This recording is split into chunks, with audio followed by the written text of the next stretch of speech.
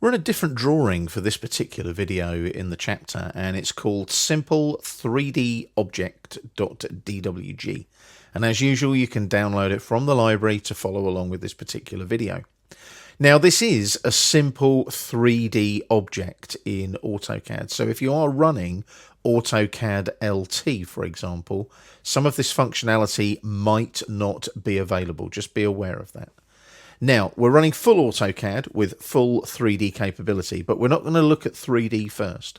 We're going to look at this little tool over here down the right-hand side. Now, if you don't have that on at the moment, you need to type NAV.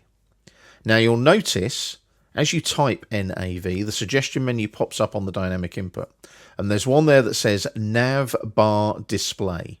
Click on it. And it says enter new value for nav bar display. It's at 1 at the moment. If I set that to 0 and press enter, you'll notice the navigation bar disappears. I've turned it off. So again, if I type NAV again, there's nav bar display again. So I'll click on it, set it to 1, and it's back again. So as long as that nav bar display variable is set to 1, the nav bar displays. And it's like a switch. 0 is off, 1 is on. Now, we're going to look at some of the functionality on there.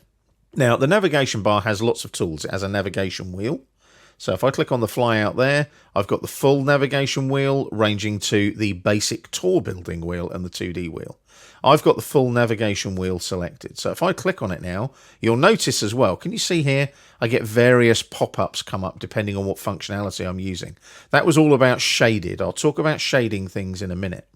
But at the moment, you'll notice I've got things like zoom and I've got pan. So if I click on pan, hold down the button, the wheel we can use anytime.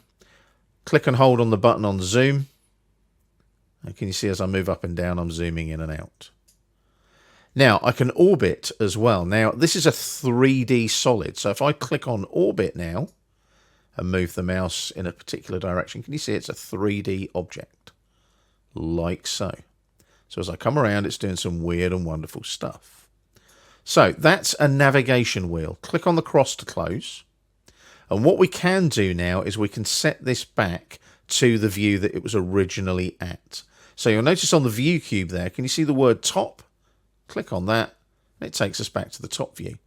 Now, we'll touch on the ViewCube again in a minute, but we've just reset it back to the top view at the moment, which is one of the preset views in AutoCAD. You can also get to these views in the view control bar here, like so. And you can also go to view on the ribbon and click on the down arrow in the name views, and there's top, bottom, etc. there as well. So if I click on top there, that would also take me to a top view, but you'll notice it zooms right to the extents. If it does that, just roll back on the wheel a couple of notches so that you haven't got it filling the screen.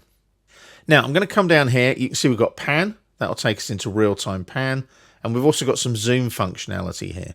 So if I click on that flyout there and do something like zoom window, click on zoom window, I click once, drag the window, click again, and you can see it zooms in. So it's a bit different to the zoom window in the real-time zoom. There are 2 clicks, basically. I can go back to that flyout, which is that one there, and I want zoom previous. Takes me back again, like so. I can also do a quick orbit on the navigation bar as well. Do a free orbit there.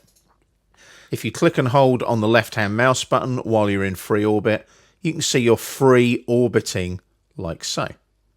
Now, I can then just right-click and exit that. You'll notice there's loads of functionality on that shortcut menu that you can go off and navigate as well. I'll click on exit for the moment. Now, you can see with that free orbit, we've put it in a weird position. ViewCube looks a bit odd. We're going to look at the ViewCube in a second.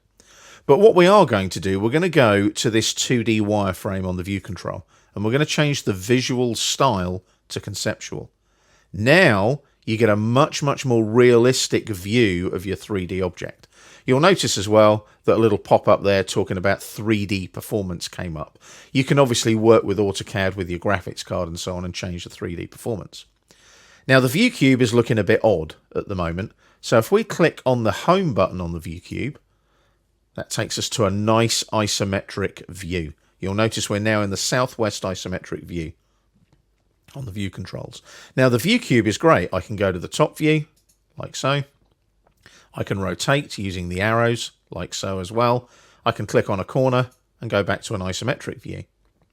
I can also now hover over the ViewCube and right click, and I can set the current view as the home view. So if I click there like that, that southwest isometric view is now the home view. So if I go to top like that and then click on the home icon there, it takes me to the southwest isometric view. It's kind of useful. So that's the ViewCube when you're working in 3D. It's really handy for that. And also you can still use the navigation bar as well. You've still got things like free orbit. So if I click there, free orbit again, click and hold the mouse button, I can do that orbit again as much as I like. I can utilize these. If I click on the little circle, can you see it rotates about the axis of the circle? Click on this circle, rotates the other way about the axis, and so on. Right click, exit the free orbit, and I can come back here. There's the top just there. Can you just see it there? There's the top view. Rotate again with the ViewCube back to the north at the top, and we're back to where we were before. If I now go to Visual Style and go 2D Wireframe, we're back to the beginning. So that's utilizing your ViewCube and your navigation bar, and also touching a little bit on 3D in AutoCAD.